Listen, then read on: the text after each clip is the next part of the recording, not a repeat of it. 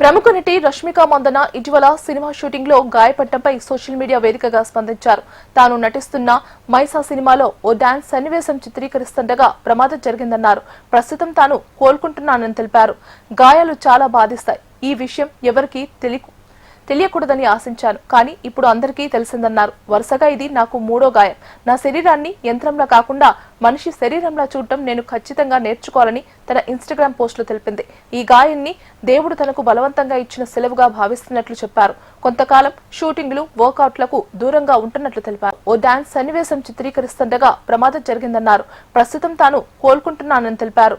గాయాలు చాలా బాధిస్తాయి. ఈ విషయం ఎవరికీ తెలియకూడదని ఆశించాను, కానీ ఇప్పుడు అందరికీ తెలిసిందన్నారు. వరుసగా ఇది నాకు మూడో గాయం. నా శరీరాన్ని యంత్రంలా కాకుండా మనిషి శరీరంలా చూడటం నేను ఖచ్చితంగా నేర్చుకోవాలని తన ఇన్స్టాగ్రామ్ పోస్టులో తెలిపింది. ఈ గాయాన్ని దేవుడు తనకు బలవంతంగా ఇచ్చిన సెలవుగా భావిస్తున్నట్లు చెప్పారు. కొంతకాలం షూటింగ్లు, వర్కౌట్లకు దూరంగా ఉంటున్నట్లు తెలిపారు.